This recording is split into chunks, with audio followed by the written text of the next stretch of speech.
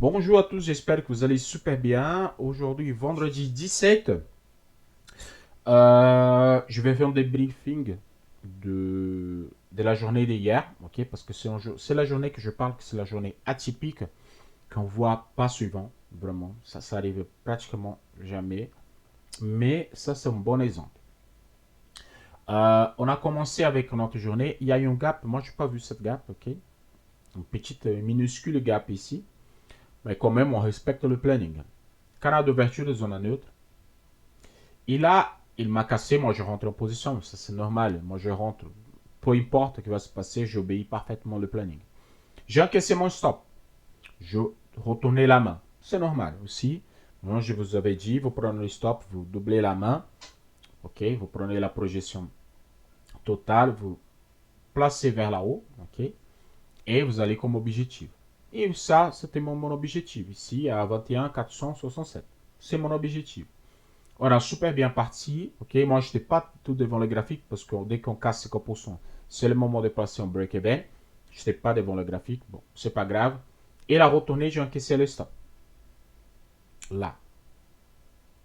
Ok, pour moi, quand il fait ce type de clôture ici, moi, je ferme la position et je ouvre l'inverse. Ok, donc j'ai encaissé mon stop. Pas de souci, pas de stress. Je rentre en position. Pareil, j'ai mis mon TP ici, le double plus bas, et mon stop plus haut. Et là, il y a une chose que moi je prends de voir avec Antec. Pourquoi je dis ça?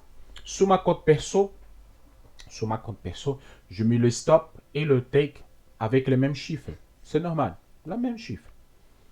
Et sur ma compte perso, je n'ai pas pris cet stop-là.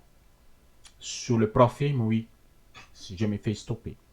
Et là, je prends de vérifier si le spread de profil et le spread de la compte perso ils sont différents. Parce que si c'est différent, il faut que je calcule cette marge pour ne pas avoir ce type d'erreur. Pourquoi et ça c'est important pour savoir pourquoi je dis que le calcul de l'eau pour la stratégie, pour la méthode, elle est très important. J'ai perdu ici 3,5%. Donc ça veut dire que c'est 5% par jour. Bon, sur mon profil, j'ai perdu 3,5%. Il n'y a pas de souci. Je suis encore un peu large à niveau de 5% journalier. Ok, donc il n'y a aucun problème. J'ai passé mon profil, mon négatif. Pas de souci. Par contre, je n'ai pas eu de risque de cramer ma compte. C'est le plus important. Il ne faut pas que votre trading ait l'impact sur le cramage des comptes. C'est pour ça que je suis confortable de rentrer en position, quitter le graphique et laisser tourner. Ok, il laisse tourner. Et là, qu'est-ce qui s'est passé? Moi, j'ai encaissé cet stop sur le profil et sur ma cote perso, j'ai encaissé le TP. Donc là, j'ai une journée à zéro à cause de spray. Je pense que c'est le spray. Ok? Donc, sur le ma cote perso, j'étais à zéro. Sur le profil, j'ai perdu. J'ai pris 3 stops. Un stop, deux stops et 3 stops. Ok? Si moi j'étais devant le graphique à ce moment-là, je ne prenais pas cet stop. Parce que moi, j'attends vraiment la clôture des chandeliers pour fermer mes positions. Si moi j'étais là, c'est sûr que j'allais observer la clôture des chandeliers pour laisser. Si elle ferme ici, je clôture manuellement, je tourne la main. Comme là. Ok? C'est comme ici. Ici, cet stop-là, je ferme manuellement. Ok? C'est là que j'étais devant. Je ferme manuellement. À partir de là, je tournais la main vers le bas parce que pour moi, en clôture, ça veut dire que le marché, il va vraiment se retourner. Et c'est bon. Bon, 3,5% perdu, pas de souci. Aujourd'hui, la même chose. Canal d'ouverture de zone neutre, 4 premiers chandeliers, canal de référence, zone neutre. J'ai eu la casse, je rentré sur la casse. Et stop loss plus bas, take. Le take de la journée, il est fait. Le take de la journée, il est fait. Ok? Et aujourd'hui aussi, je commence à travailler trop tôt. Donc, ça veut dire qu'il y a eu de scalping. Et les scalping, elle était super intéressant. Parce que vraiment, je passais la nuit et je trouvais que c'était intéressant. J'avais rien à faire. Donc, j'ai tradé. Et je viens juste un peu ici. Et mon premier trade, c'était carrément à l'ouverture de la journée. C'est long aujourd'hui, désolé. Hein. C'est très long. Voilà. La nuage rouge, elle passe en verte. Il y a eu test. Ici, test. Avec la casse. Stop loss plus bas. Et j'ai pris mon premier objectif. Je n'ai pas toute la montée, mais j'ai pris objectif. Ensuite, après, il n'y a eu rien. Et après, j'ai pris un stop. Il y a des stops aussi, ok? Il n'y a pas que de take, parce que parfois les gens pensent que c'est que des take. Non, il y a des stops. C'est le premier, moi je n'ai pas pris. Ok, je ne considérais pas, mais celui-là, c'était un type de position que moi j'aime beaucoup. Ok, ils partent vraiment à la baisse quand on a cette configuration. Petite chandelier positive, test, sortie de noix, je rentrais, on obéit, stop loss, le dernier plus haut. Ok, c'était là le dernier plus haut. Et là, j'ai encaissé le stop. Pas de souci. Ça ne me dérange pas le stop. La noix, elle passe en verte, elle repasse en rouge. Il y a eu encore une fois ici, regardez, le test. Il y a le test avec la sortie vers le bas, pareil. Le stop loss, elle vient le dernier plus haut et on va chercher l'objectif plus bas. Comme j'ai pris le stop, celui-là, je l'ai laissé couler au maximum, j'ai encaissé. Et tout de suite après, vraiment, c'était tout de suite après, j'ai eu celui-là. Ok. Pareil, le rouge, test avec la sortie. Le stop loss ici le plus bas. Et là, boum, elle est partie à la hausse. Et c'est très rare que je prenne 3 scalps consécutifs comme ça. Mais si elle est là disponible, on prend quand même. Ok. En parallèle, pour celui-là qui utilise la semaine, ok, le trade de la semaine, je vais vous expliquer pour la question de gestion. Et ça, c'est important pour la gestion. Elle est au lundi, mardi, lundi. Désolé, les vidéos, elles vont être un petit peu plus longues. C'est justement parce que j'ai besoin de faire cette explication-là.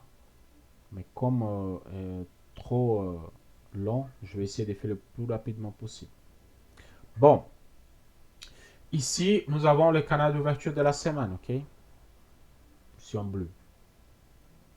Ça, c'est l'ouverture de la semaine. Le premier trade, c'était la casse avec un objectif. Ici, c'est le 12e cycle.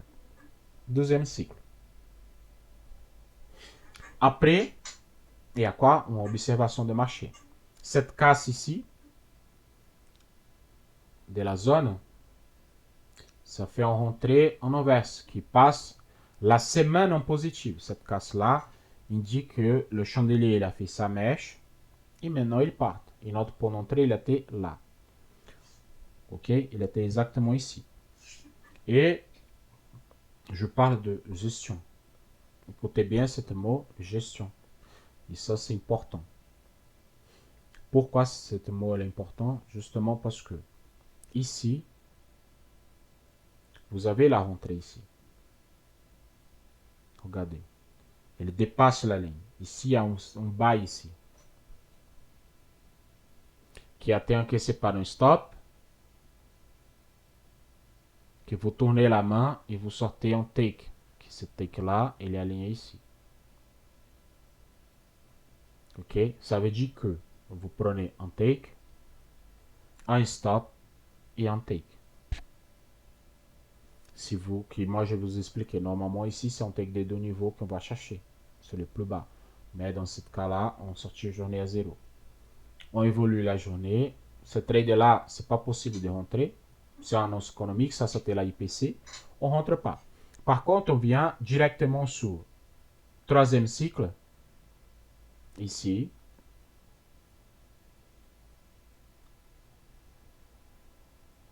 Troisième cycle. Et le quatrième cycle qui est tout ici, tout en haut.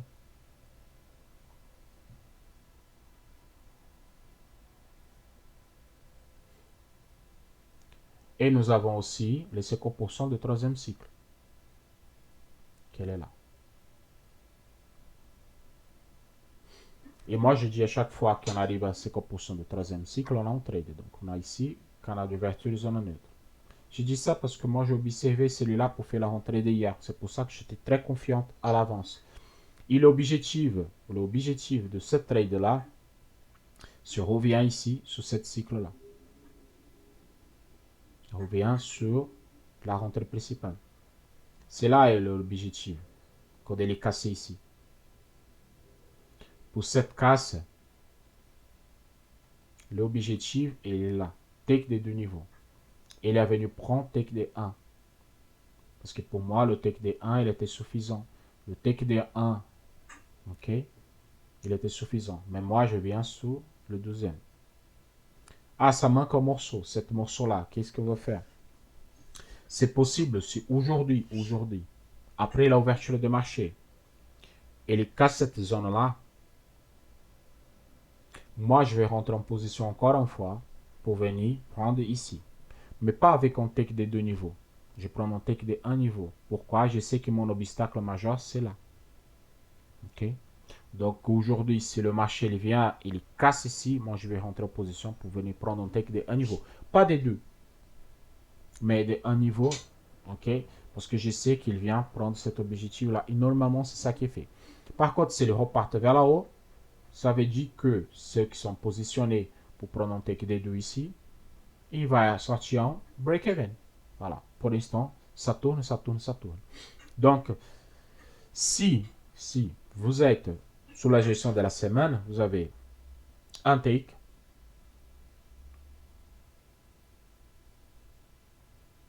vous avez un take,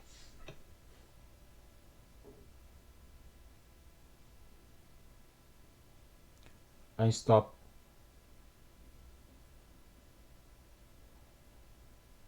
un take, et ici, à la rentrée, qui était là, un take. Ok, donc vous avez pris 4 positions pendant la semaine, 4 positions pour la semaine, et pour la gestion, ça c'est au top, vraiment ça c'est au top. Si vous placez 1%, tournez stop, vous sortez pratiquement à 0, et vous rentrez en position ici, et vous prenez encore 1%, ou si ça tourne encore. Pour la gestion, 2% par semaine, c'est bien, parce que ça, c'est des trades qui sont fidèles. Vraiment, c'est des trades qui sont fidèles. Qui c'est la première entrée ici. Si cette clôture-là, elle a été très courte et on avait pris ce take, un take des deux niveaux ici, là, c'est bon. C'était 1 et 3% ici. La semaine, elle a été clôturée déjà. Si ce trade-là, on avait pris, cette semaine, elle a fini 3%. Finex. Donc là, ce type de position pour la semaine, c'est magnifique. Mais pour ceux qui travaillent tous les jours, comme j'ai fait maintenant pour la validation, c'est différent. Un take, un stop, sortie à 0. Ici, un take. Là, c'était 3 stops. Ok. Et aujourd'hui, on a pris un take. C'est-à-dire qu'on sort à 0. On sort à 0. Ok. Moi, je suis négatif à cause que je perds 3,5%. Donc, le 0,5%, il est là, sur cette trade-là. Ok, et cette petite morceau ici qui dépasse, qui fait que mes stop il devient plus grande que mon take. C'est pour ça que le take il va en take de deux niveaux. Ok, justement pour que le stop soit comblé en totalité. Donc c'était l'explication d'aujourd'hui. Je souhaite à tous une excellente journée de trading, un excellent week-end. On se voit lundi pour de nouvelles aventures. Désolé, les vidéos elle est un peu plus longue, mais j'ai besoin d'expliquer les mouvements de la semaine. Ok? À la prochaine. Ciao, ciao.